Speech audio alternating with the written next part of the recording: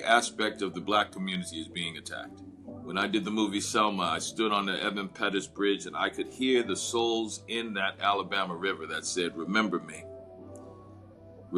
tell my story.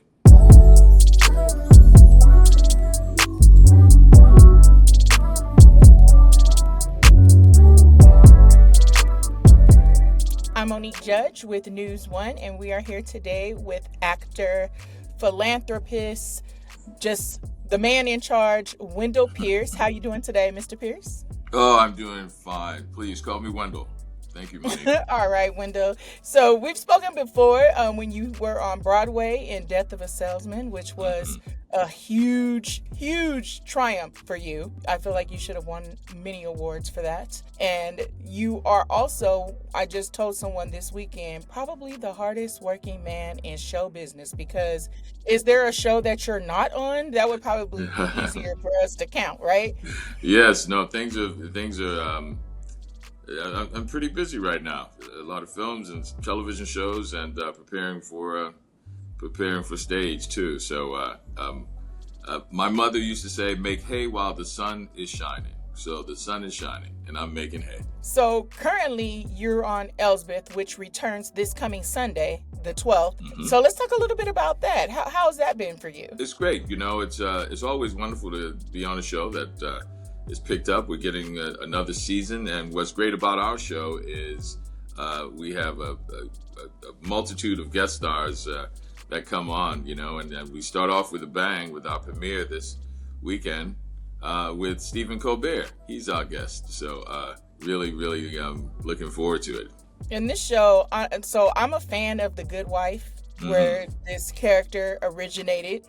And then she came along again with The Good Fight. And so now she has her own show. And I honestly, I love her as an actress. She is amazing. I love Carrie Preston. Yeah, she's fantastic.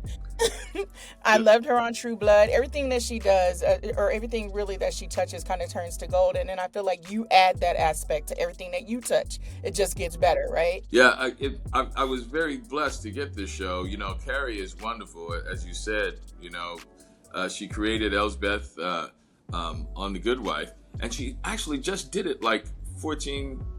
There's only over the course of the years that those shows were on. She only came on as a guest maybe 10 to 14 times, and but made an impression, a great impression. And for me, this show is like Columbo. If you're old enough to remember that, and those of you who didn't, it was the quirky detective who Peter Falk, this actor, played, who came up with all the evidence and perceived all the things the other people didn't perceive and solved the cases. And that is what she's like, you know. Elsbeth she's not a police officer, she's actually a lawyer, but she has the ability to perceive things that all my detectives can't see. And while she may have been a thorn in my side, I, as Captain Wagner, realize she's one of the best assets I have in the precinct. So I keep her around. And, you know, it's Carrie is one of those actors. To me, she's like a modern day combination of Lucille Ball and Meryl Streep. She's a great dramatic actress and a great comedian, comedic actress as well. And I think it's a real showcase for all of us every week to do like a little mini movie with all these guest stars. And the first one being Stephen Colbert. That's super dope. That is super dope. So I want to talk about something else, because you also are on, I'm a huge fan of what I call the 50 Cent cinematic universe. Yes. I watch every Power show, and I also watch BMF. So you are on Raising Kanan. Yes. And you play a guy who is basically like a kingpin that Kanan kind of has to go through to get his business going the way that he wants. And I feel like of everything that I've watched you in, this one, I don't too much like snaps. You know what I'm saying? You know, thank you very much. I take that as a compliment. You know, I've never gotten a chance to play someone who's on the other side of the law. I'm always a police officer. Yeah, I've actually played like 20 cops. This is someone who's on the other side of the law. You know, when you are not a part of the regular economy and you're on the underground economy, sometimes criminality comes along with that. And Snaps is a kingpin. He used to rob banks back in the day, and now he is the financier for the operations for young Kanan Stark. And what I love about it is being on both of the shows at the same time, Elsbeth and Raising Kanan. It shows you, I get to show my versatility as an actor, and to be on something that's comedic and a police officer, and the complete opposite is on the dramatic side as this OG, this criminal enterprise, this criminal mastermind. And it gets to show people, my chops as an actor. That's what actors always hope for, an opportunity to show people the range that they can play and the different characters they can play. And this has afforded me that opportunity. And so I greatly appreciate it. You've long displayed that range, though. I feel like every time you're in something, right, we get a little something different. There may be some similarities between some characters, right? Like when we look at, say, a Greer versus a Bunk. Yeah. There's some similarities, but you still have given us range, right? Yeah, no, I greatly appreciate that. That's what it's all about. The more specific you are, the more universal you become. And so you try to be as specific as possible with each character so it can have the maximum impact and actually appeal to the largest audience possible. So I pride myself on that. I also try to do the different mediums of the art every year. I try to do a play, do television and film. I've just discovered I'm talking to this young African-Brazilian filmmaker, and his name is Obasi, and trying to figure out a project to work together. He did a movie last year called Makawati. To be working on something like that while we're trying to seek out something, while I'm working on Othello, which I'm going to be doing in Washington, D.C. In May and June. While I'm working on Raising Kanan and Elsbeth. That is the actor's life that I really enjoy and have prided myself on. And I guess, people say I'm a character actor, and I prefer to say that I'm an actor of character. I look for the real essence of humanity in each of the roles and try to bring that forth. So I pride myself on that, hopefully. You do. And you've literally built this career brick by brick, starting from when you were young, growing up in New Orleans, right? You went to school, and you told me a story before, and I'm going to ask you to relay this again, about how you grew up with the Marcellus family, and they used to pick on you. Some them and their friends used to pick on you when you were younger, and one of them came back to you and apologized later on. Yeah. And I want you to share that with our audience, because I feel like that's really encapsulates who you are as an actor. I actually didn't remember. Winston said, he reminded me, said, we used to pick on you. Yeah, he wants to be an actor and all. Because, they were the musicians. They were in New Orleans, you couldn't have a higher moniker than being a jazz musician. Those are the cats. And so here I wanted to be an actor. And he said, man, I used to pick on you, but now I realized that you were serious. You were serious about what you wanted to do, and now I apologize, because now I see the vision that you always had, really. And I remember Mr. Marcellus, one time he came here to New York, and he said, you remind me of myself, Wendell, when I first came to New York. I said, really? He said, yes. He said, because I was the only musician hanging out with all of these actors, right? And I thought I didn't have anything in common with them, but we actually shared the same sort of sensibility. And now I look at you, and I see you're this one actor hanging out with all of these musicians. And he said, you may not feel like you're connected at times with them. He said, but always know that you guys share the same vision.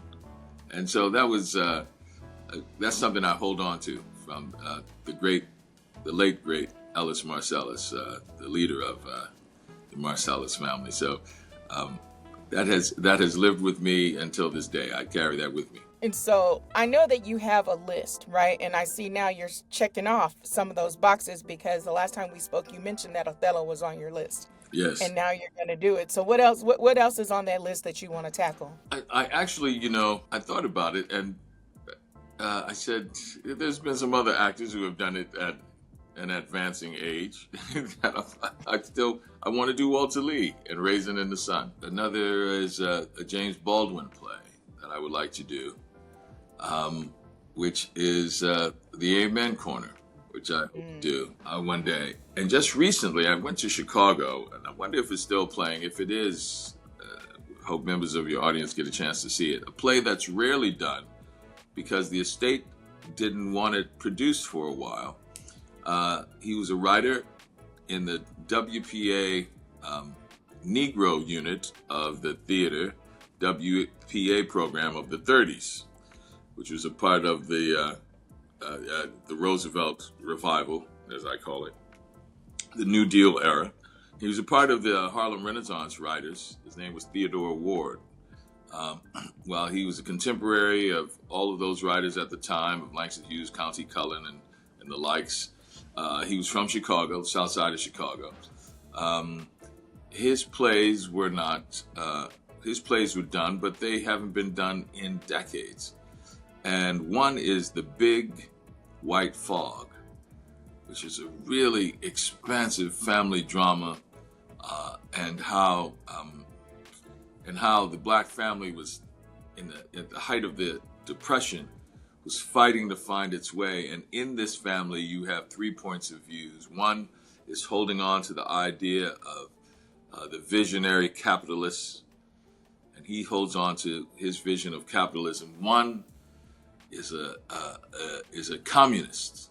Saying he believes in a idea of a common good that he thinks he can find in communism.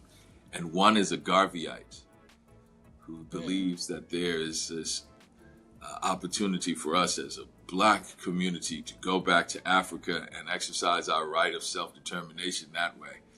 And it's this really great American play that I saw a wonderful production recently in Chicago that I'm trying to convince the National Theatre of London to do, and I hope to do it there. So I'm always trying to mine those different things that are now on that list that I'm trying to check off. So hopefully I'll get to do those productions. So one thing, when I originally reached out to your publicist to get in touch with you was when we were doing an entire project around the 20th anniversary of Hurricane Katrina.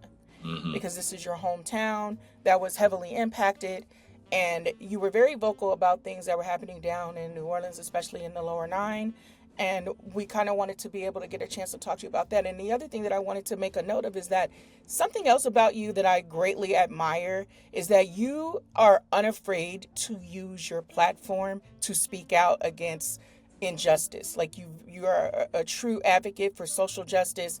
And I see you all the time across the social networks talking about things that are happening right now. Yes. And I can you talk a little bit about why that's important to you? Well, it's the legacy of men like Sidney Poitier and Harry Belafonte, especially Ossie Davis, Paul Robeson. They've left a great legacy, and they are men that I admire that showed me that to be an actor, to be an artist, is not to entertain. That is a byproduct of what we do. What an artist does is, in a platform of community, reflect on who we are, who we hope to become, and what our values are, and then hopefully with our art inspire people to go out and act on those values.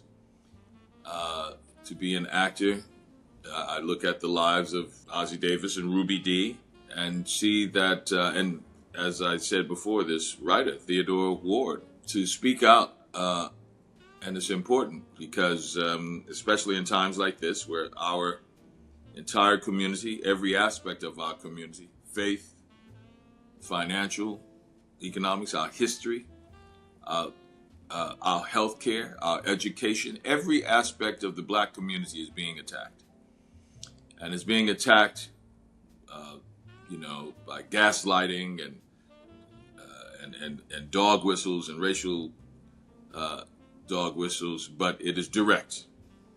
It is white supremacists who do not have our best interest at heart and will do everything to destroy our community because they have seen our resilience, our activism, our advocacy build our communities, and that is a threat to them.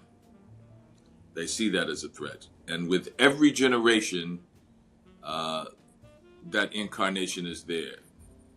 It's amorphic. It changes. One of our great, I shouldn't say it's not a weakness. It's something that we're sometimes in denial about, which is we always fight a battle when we think it's done, and it's not. This I actually hate to call it white supremacy because it actually is. That's what they think of themselves. It's racist, white racism. This racism against black folks. That we have a great responsibility to the people who have gone before, who have made the ultimate sacrifice, who have given their lives to make sure that our lives would be better. Their deaths would be in vain if I didn't speak out. The violence that was acted upon them, if I would be dishonoring them if I didn't speak out. And,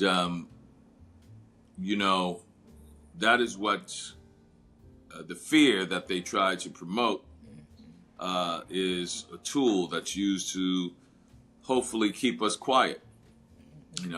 Trust me, I have been told, maybe you shouldn't be speaking out right now. I say, if you can't speak out now, when do you speak out? They're relying on us not to speak out. And when I see my community attacked, and I think about that Moses generation that came before, that handed us, the Joshua generation, this wonderful life that they did not have, and opportunities that they did not have, it is important for us to speak out. And so that's the impetus that I have. When it goes to Katrina, I think I was moved by that very act of my parents and their generation who came back to New Orleans post-World War II and could not go anywhere and buy a home. And they created this wonderful neighborhood of Pontchartrain Park out of the activism of fighting to get a place to live. Really just access to green space, because black folks couldn't go into a park in New Orleans except one day out of the week, on a Wednesday, I think it was, Negro Day. And to fight against that and to advocate for access to just green space, Pontchartrain Park was born, my neighborhood. And Pontchartrain Park is to New Orleans what Sweet Auburn is to Atlanta, what Baldwin Hills is to Los Angeles, where the Hill District is to Pittsburgh. It is the place where black activism gave us and created community. And it was destroyed in Katrina. And I knew that it was on my generation to build it back. And so we did brick by brick, house by house, block by block. And now we're on the register of historic places. So God forbid anything ever happened again. They couldn't expropriate our properties and take our properties the way they did after Katrina. And, you see that happening now, this performative idea of this president sending in troops to Chicago and D.C. and Los Angeles. Fortunately enough, we have people who are fighting back. And the activism and the playbook that has been given to us by the generations that came before, we're using the courts like the LDF should, like Thurgood Marshall and the men and women of the Legal Defense Fund fought for Brown versus Board of Education and the Civil Rights Bill of '65 and the Voting Rights Act of '65, the Civil Rights Act of '64. There's blood on that ballot box. When I look at those pictures of the men who have been lynched, there's one in particular where they are about to lynch him. He is beaten and cut, and he's looking dead into the camera with hundreds of people standing behind him in this violent fervor waiting to kill him, and he is stoic, looking into the camera as if he's looking into the future, saying, remember this, remember me, don't forget this, and don't forget that it's now your responsibility to make sure that my death is not in vain. And I remember those, when I did the movie Selma, I stood on the Evan Pettus Bridge and I could hear the souls in that Alabama River that said, remember me, tell my story, and act accordingly. And so it is those voices that give me courage. It is those voices that embolden me, and those voices that give my work purpose and our work purpose. And so it is like the great journalists like yourself, the soldiers without swords who fight the battles to make sure that that truth and that light is out there. We all collectively have that responsibility to give voice to the voiceless and those who have gone before, so that the truth is let out, and that we protect our community and advocate for justice in our communities. I love that response. And again, that is one of the greatest things that I admire about you, is your outspokenness. I see it all the time, people attacking you in the comments, and you very much just tell them the truth and The truth. give them Yes. the facts. So I want to circle back to your acting roles, because again, when I saw you were going to be on Raising Kanan, I was like, no way. There is no way this man is going to be on a 50 Cent show and I'm going to get to see him do his thing as a bad guy, right? So how did that come about? I actually know Kathy Busby, who runs Stars, one of the strong African-American female executives in Hollywood that I admire, and she's a great friend. And I was always going to be supportive of her shows at the premieres. And then the showrunner said, oh, thank you for being here. And he said, would you ever consider being on the show? And I was like, absolutely. And he took me up on it. And I said, I'd be honored to. It was twofold. I wanted to be supportive of what 50 Cent was doing. As a producer, I love what he has created. And I make demands on the show that try to elevate it, to make sure there's the best that it can be in the writing and all. And I wanted to be supportive of the business model that Kathy Busby had created. Like Miss Hughes there, NewsOne. Mm-hmm. And so it was twofold. So it was great to be on a show that in the world, the power world, that I admire, and Joey Badass is such a badass, man. He's like one of the best actors I know, and so just wanted to be a part of the show, and the writing was great, and so that's how it came about. And then also the opportunity to play something that I hadn't played and make it very eclectic. I like to seek out different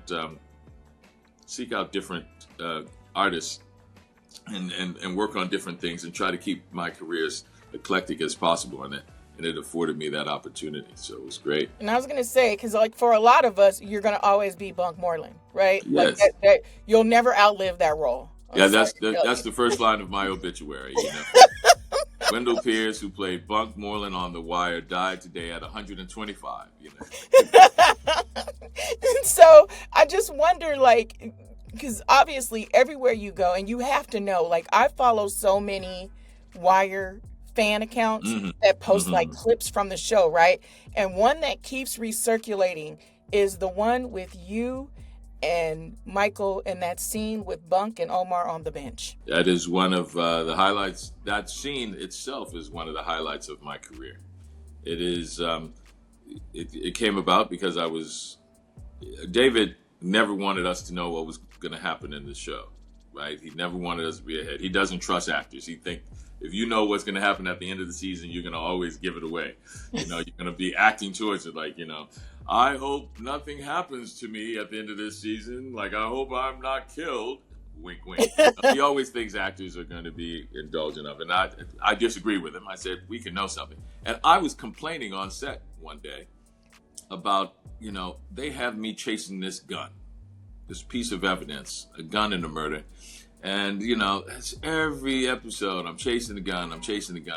And man, I've done all this great research, man, I know that black officers become officers because they, the crime in their neighborhood doesn't reflect the good people of their neighborhood, and and how there was a sense of community that's lost because of what's happening now. And even how back in the day, even there was a doctor that I knew in Los Angeles who said, even back in the day when he was coming up, if he was caught somewhere, even the thugs in his time said, "You're not supposed to be here, schoolboy. Get out of here because you're going places," and the community took care of you. And those are the sort of things that I want to talk about. And George Pelecanos, one of the writers, turned around and said, "Okay, Wendell, I guess it's time to tell you. The gun is going to lead you to Omar." And that's the sort of stuff that we want to talk about.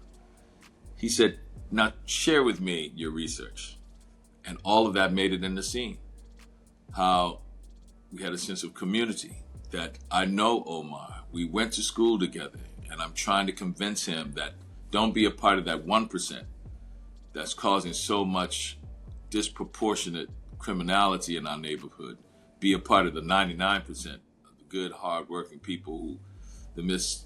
Joes, Miss Anns, who were always there fighting for the community and the good part of the community. And so that's where that scene came about. And it is, first of all, Michael was a dear friend, and I really enjoyed working with him. And that's one of the highlights of The Wire, and a highlight of my career, that we were able to talk about that unique perspective of two black men from the same community on different pathways, knowing that the community is valuable. I always tell people one of the best things about the scene is the fact that Omar does not fight back. Mm-hmm. Omar listens, and that took a lot for him to listen. And it actually is one of the great acting exercises and one of the great demonstrations of how good an actor Michael K. Williams was, the fact that he listens to Bunk and listens and takes it in and actually considers the negative impact he may be having on the community that he loves. Two black men who love their community are on display there, even though they're at odds with each other. And it's another form of black love being demonstrated in that scene.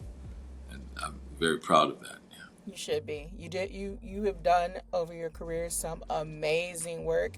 Hated you in Waiting to Exhale, but everything else. Thank you so much. Thumbs up. So thank you so much for taking the time to speak with us today. Congratulations on all of your successes. Looking forward to see what comes next for you. Thank you. I look forward to it. Remember, Othello is coming up next on the stage. I'll be doing that at the Shakespeare Theater in Washington, D.C.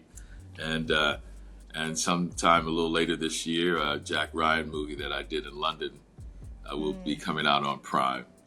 And check out Elsbeth as we premiere this week. That'll be fun. And then a little later in the year, sometime, I don't know when, Raising Kanan. I'll make sure to call and let you know, Monique, first thing, because I know that's your favorite. It is. Thank you.